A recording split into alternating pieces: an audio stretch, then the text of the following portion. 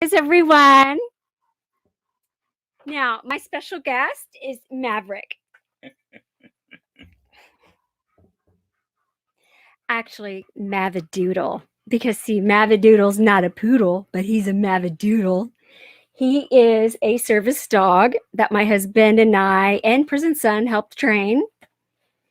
And Prison Son also helped me train another dog who does like drugs and stuff like that. So anyway, this guest, come closer. Okay.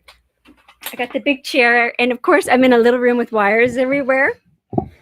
Okay, now this man is my husband. Are you flirting with me? I am flirting with you. I'm married. I have my hand on his leg. He's my husband.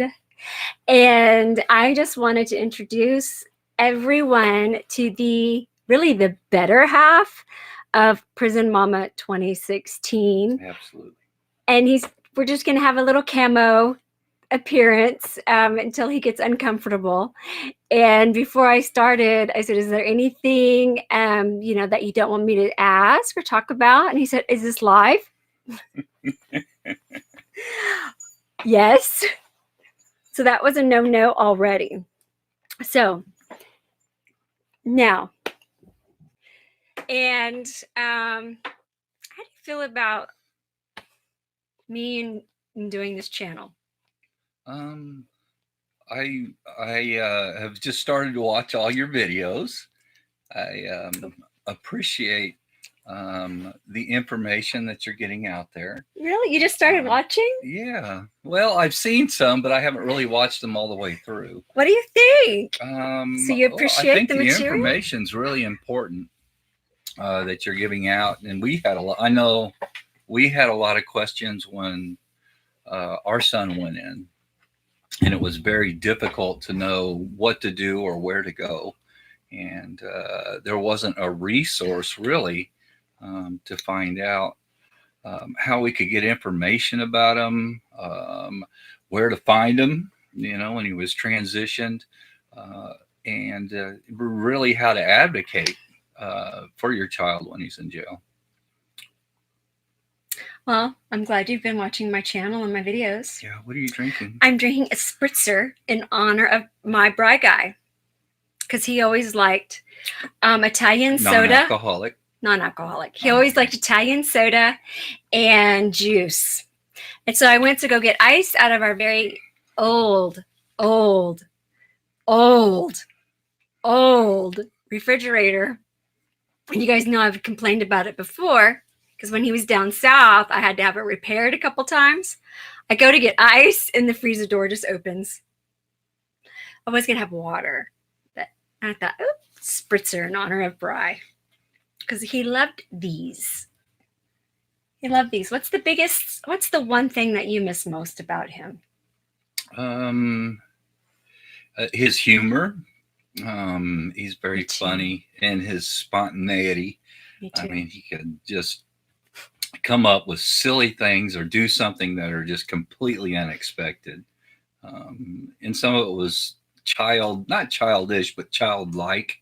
You can see the little boy in him when he was little, and he used to do some just acting so serious and tough, and all of a sudden doing something just silly. Kind of like the things he used to do when he was a little boy, and innocent, is kind of the feeling that you get. Yeah. What about the time that he woke us up at 2:30 in the morning to sing a song? Yeah, some of his ideas were Passenger. It was really important to him. It wasn't too important to us. So, but he thought it was really good. So I have him recorded, and he's on my previous video where he's singing in the bed. This at like 2:30, 3 o'clock a.m. And it's just like, okay, I'll record you. But what about the time when he came in with his new business plan? That was like at 1 or 2. Yeah, he had a business plan. Yeah, he'd go through some highs and lows. You could really see it when he was excited about something. It was really hard to slow him down. He was definitely he is definitely an ideal person. He's always come up with little ideas. Some of them are silly, some of them are bad, and some of them you're like, wow, that's really smart. Mhm. So it's kind of funny to watch him, and that's what's horrifying about him being in prison. You know, he has so many good traits. His personality, he's dynamic, he's a leader. People did definitely follow him, and he even had a vice principal, female vice principal, that said, "This is a handsome young man. He's nice enough looking to be a model." Oh, You know? Principal B. Yeah. B. That her last name started with a B. Yeah, they all Okay. thought she was a Marine. She wasn't. She's a nice lady. But she really showed an interest in Bryce and his positive attributes. So, yeah, toughest thing just him not being here, you know, and seeing some of his silliness and even the bad things, the rough things, struggling with emotions and feelings, and man, surviving your late teens and early 20s. That's a tough time. It's a hard period. In prison. Yeah. In prison. Yeah. And I know that a lot of you guys know that I found out a lot of information just by watching the previous the previous offenders who have started their YouTube channels, who talk about their experience and also interview other people who get out. I hate to say offender. It's icky. But, you know, when I first started, there wasn't really any Texas channels. And so I found it quite interesting to find out how things were with the different states and things like that. But one of the things that I remember, in fact, I still have, there's 3 sets of business plans over in a bookshelf to our right. That he had come up with and actually hand drawn things, because he's always had like a missionary type giving spirit. And I think that he probably got that from you. His tiny little houses. He wanted to build small houses for people that were homeless. So he actually had a plan to build houses for homeless people. In Mexico. In Mexico. So,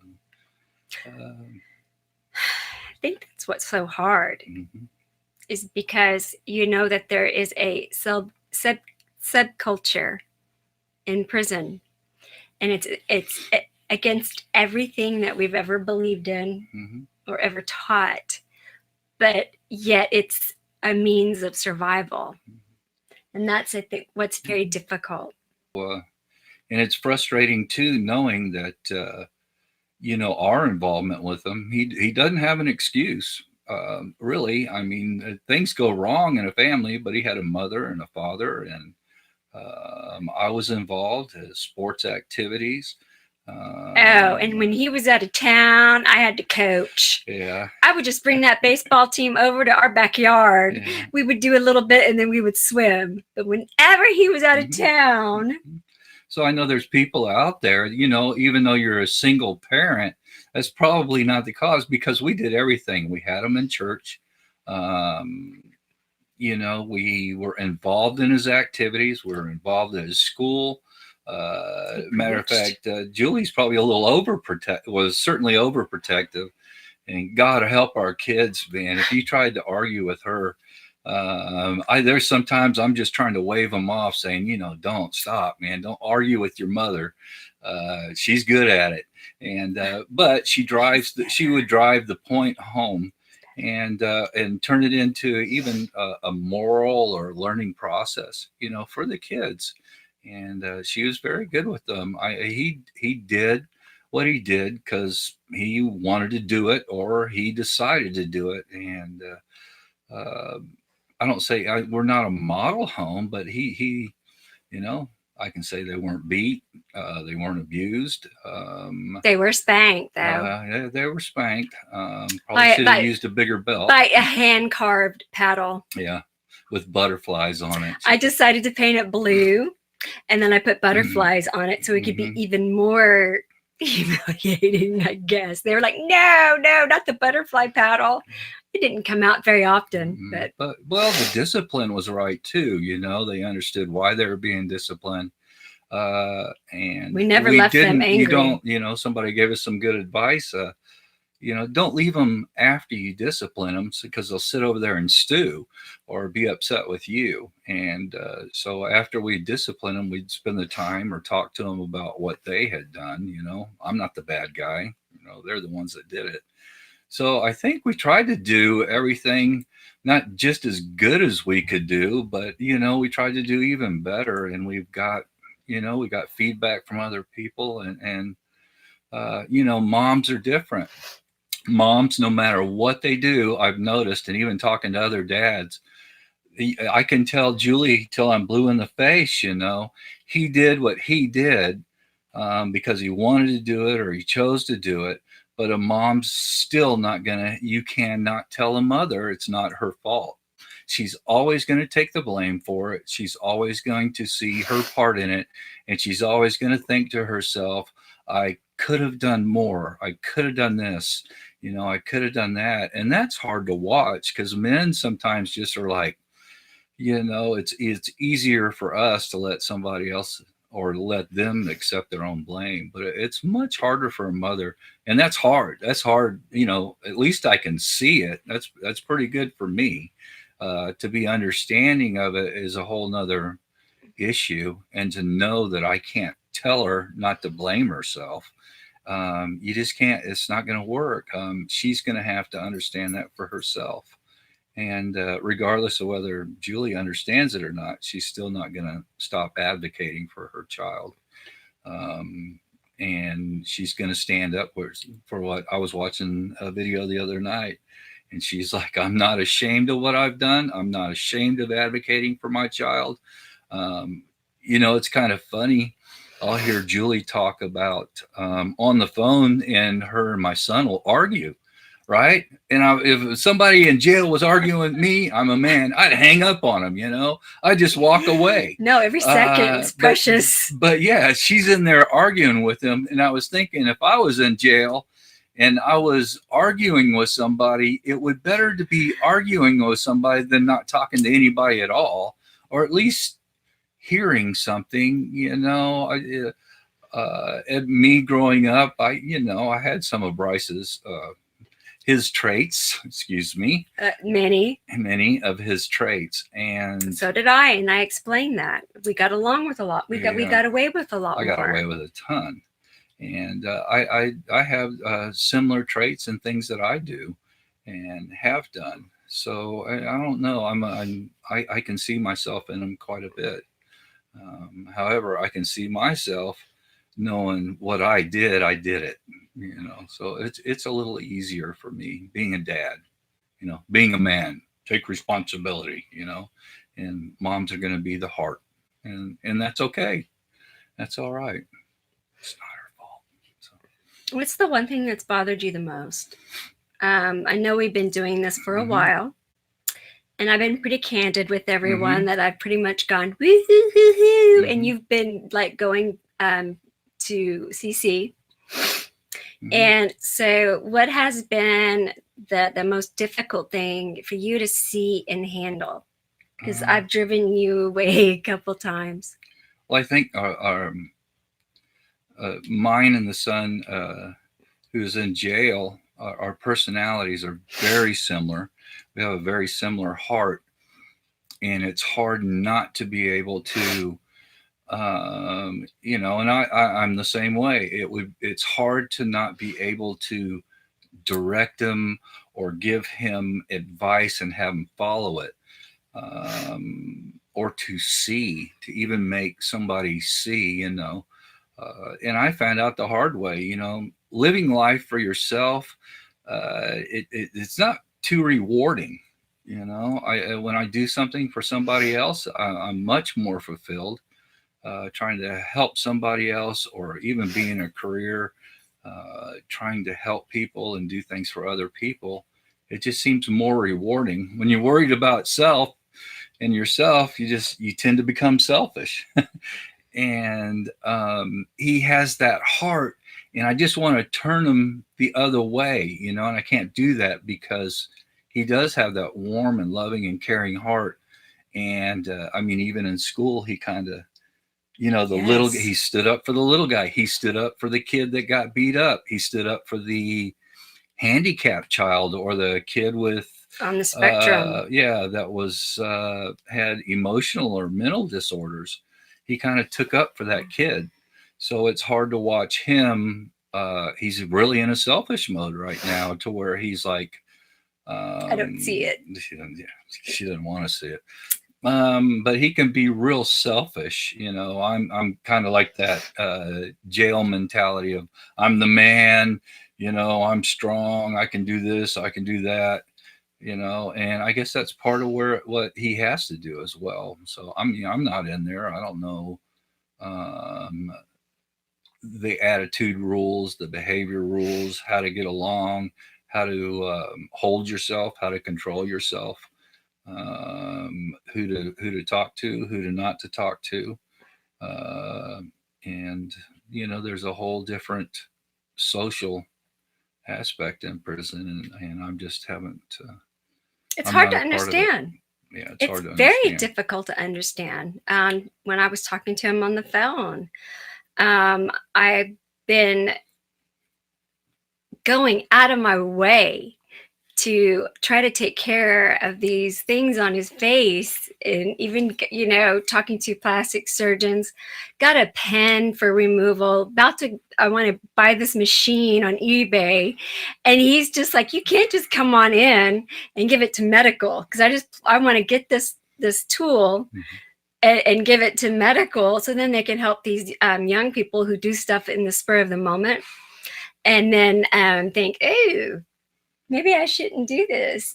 But he's like, you can't do that kind of stuff. This is TDCJ. You got to go through the Texas Department of Criminal Justice. You have to do this. You have to do that. And it was just, he's right. And then he, you know, we're talking about, I've told you he likes to have a dictionary because he has his dad's spelling skills. And he said, don't spend more than $20 because it'll get stolen. And I'm like, why would you even let someone steal your stuff? And he's like, I don't let it happen. I'm here with thieves, rapists, murderers, and all of this. And it's just like, oh, the reality sets in. So the service dog's right there. He never leaves his job. I have to have a service dog because she's driven me crazy. I have. So, yeah. That's the reason for the service dog. I have. But tell him about the time that you and Bubba were at Academy. And he was trying to take care of both you and Bubba. Bubba's his big brother. You guys know that. Bubba's down in CC right now at the house. And so, but he just came back. Tell him about what happened. Well, him and my older son have been bonding a lot. So we went to Academy, and the dog has started a Maverick. He just picks up on things all the time. I had a traumatic brain injury, and I had seizures. He's able to pick up on those. Sometimes I have dreams or nightmares. He's louder than him. Yeah, I get loud. And then he will actually get up and wake me up when I start. He can hear me start to go, and he'll wake me up, and then he kind of hangs out. But I'm not super afraid of somebody coming up behind me, but I startle every once in a while. I'm getting better. It's amazing. I'm doing really well. But Maverick had started this zigzag. I don't usually have to hold on to him. He just walks next to me. But when I get into an open area, the dog will suddenly drop off behind me, and he'll start to zigzag back and forth right behind me, kind of like watching my back. I was like, are you watching my back? And he just does it. He doesn't just walk behind me. He kind of zigs and zags to one side and the other. So it was funny. My oldest son and I were walking into Academy, and we're in the parking lot, and he drops back in between us, and he started zigzagging all the way on the other side of him and all the way on the other side of me. Through the whole open parking lot as we went in the door. And then once we got in the door, my older son went a different direction. So the dog kept checking on me, and then he would go around the corner and check on my oldest son, and then he would come back around. His tail was wagging. I think he was pretty excited about having a lot to do inside a store, but it was funny. His protection and a lot of it's care. I mean, we've really bonded. And with the dog. So I think it was a lot of the care and the love that the dog displays. And Wow. yeah, it's funny. You asked me also, yeah, that's one of the hardest things that I have to deal with. And I forgot, I get way off track. Guess who else does that? They know. But I miss being around him. We had so much fun. If he wanted to jump off the shed to see if he could fly, I would let him. We just had a lot of fun. Yeah, he's pretty crazy like that. He's fun. He made what was that? A line out of the tree one time. The zip line with the knot. And I knew he would get tangled. He had a zip line out of rope that would just almost stretch to the ground. And he tried coming out of that tree on that zip line, hanging on to something. And it was pretty funny. Yep. It didn't work very well. It didn't work very well. So it was fun to watch him. He was kind of hurt. Yeah, we got that on film. Well, it's like I was talking to him this evening. I said, you're not the only one incarcerated. I said, we are all incarcerated with you. And you have to remember that. And I think that he forgets that the choices that he made have not only altered his life, but they've changed the course of our lives as well. Mm-hmm. And like I've said, this year, we're pursuing joy. And we have to turn that around. Okay, well, he made really bad decisions. And we made really bad decisions. Like I said, I shouldn't have bailed him out over and over and over again. But we were also frightened as well. But I think that in pursuing joy, we're going to turn that around. He's incarcerated and we're his family and we're like the backbone of his body, basically. We're here to support him and love him, but it's time to pursue joy. Yeah. And I'm feeling differently. Even on visitation, I had been going in, my initial thoughts are, you can't go in there and say, hey, you've done this, this, and this, and now you're paying for it. The kid's paying for it. He's in prison. He's in jail. You can't. What's my place of, or why would I even go in there and not belittle them, but now you're having to do this now. On a visitation. So initially, I'm in there, talking about being funny and talking about daily things, and just kind of talking about what I'm doing. And trying to keep the conversation light and upbeat so he has a little time that he can feel better. But the last few visits, I cried. Julie was upset, initially really quick. And I think the last few times that I've been there, I'm kind of pissed off. I'm angry with him. I'm upset with him. I don't want to see you in here. I don't like having to come here. I don't want you to be here. And 3 years of this, and I'm upset. I'm upset what he's done. I'm upset with and this is different. I've been trying to keep things upbeat, but I think, he needs to hear how I feel. I don't like having to come down here and wait to see you. I don't like to have to be in this position and to do all this. This is, and I'm telling him now, this is not fair. This is not right. This is not fair to me. And I love you. I'm your dad, but I don't like this. And I think he needs to hear that. If that's the way I'm feeling, I need to tell him instead of being, he tells us. Yeah. Instead of sitting there and trying to lighten things up a little bit.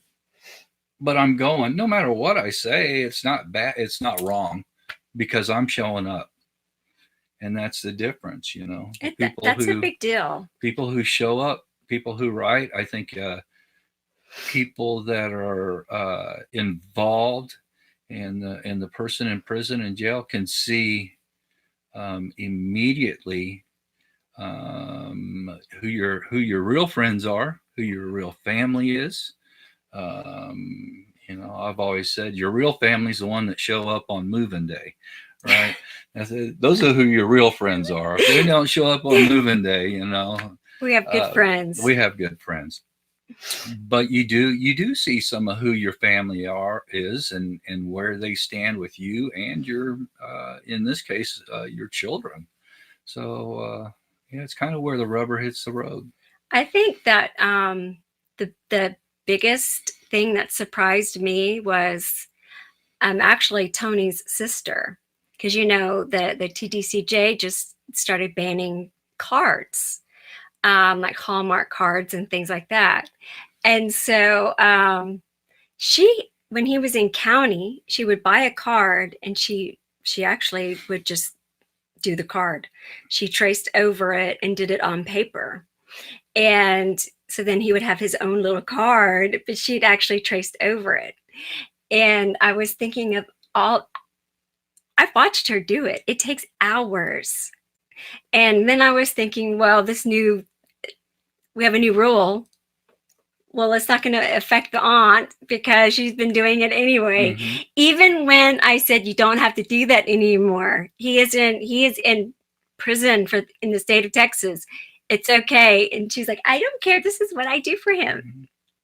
I think that's, you know, seeing your family and my sisters and the grandparents do different things has been kind of surprising. Mm-hmm. But and some of them Julie kind of stood on a little bit, you know.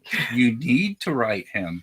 You need to go see him. You need, and you know, with the understanding that they may not do it, you know, but she did stay on him because we would go see our son and he would say things like, well, tell them they need to write me.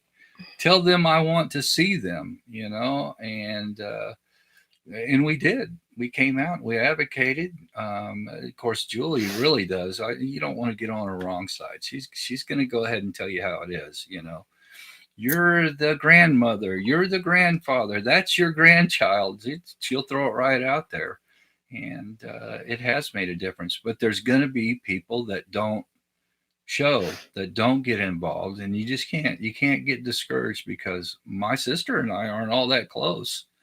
But she has taken an interest in my son. She takes care of Bri. I mean, not that close. We love each other, but we just, you know, we're not calling each other all the time. They don't talk to each other every day. Yeah.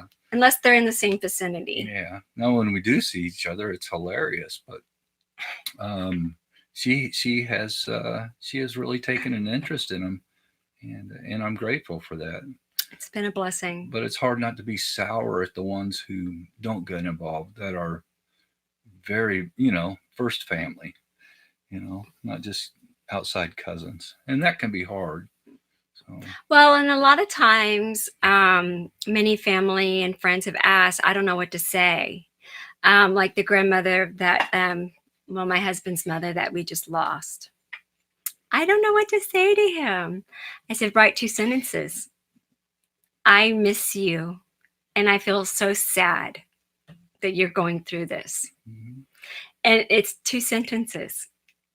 And so that's one of the things that, you know, I've kind of guided family along. And it's kind of funny, though, because when Bri would get one of Grandma's letters, he couldn't read it. Her script, it's beautiful, but you can't tell what it says. Her penmanship is so pretty. It is pretty, but you have no idea what the letters are. So. And I homeschooled, so they were actually taught script. I know they don't teach that anymore, but I know he's pretty much done. But what was the, you know, when I get home, it takes me like a whole day to recover from the visit. How does that make you feel? Is that what pisses you off? Yeah, you take it to heart. I don't know. I seem to, I live more in the moment. What's happened? Okay, I've done this. Let's deal with the next thing that comes along. And my wife's thought process, you're a lot deeper. You're a lot.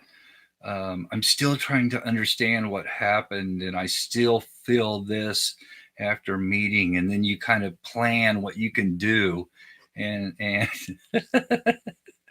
mean, and my Way out. laser tattoo yeah. removal machines. Yeah, sometimes you got to bring her back to earth.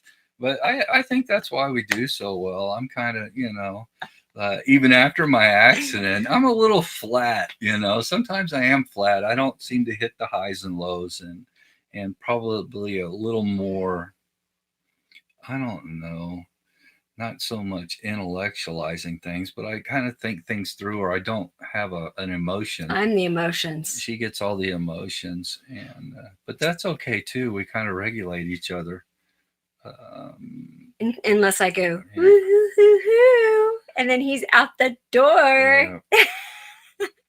But I have to understand, and I'm just learning that just because, and I don't want to say I'm not this wonderful person right now that I'm telling you that I am. You are. But a thought, and I've been given a lot. People have told me how to do things. It's not that I know it.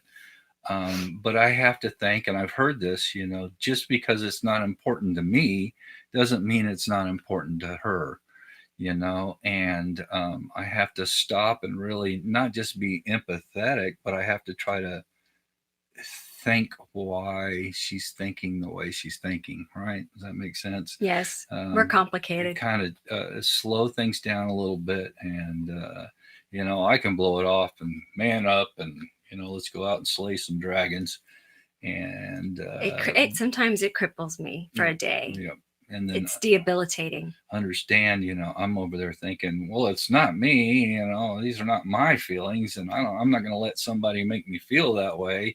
And she's just destroyed, and I have to think, okay, this is important to her, and she's going to take this in and try to understand it. I don't want him there. Yeah. Oh, that's the thing. I don't want him there. And at first I thought it would make me feel better if some of the other people that might be involved were with him, but then it wouldn't make me feel any better, because I would never want anyone to go through all of this like I have.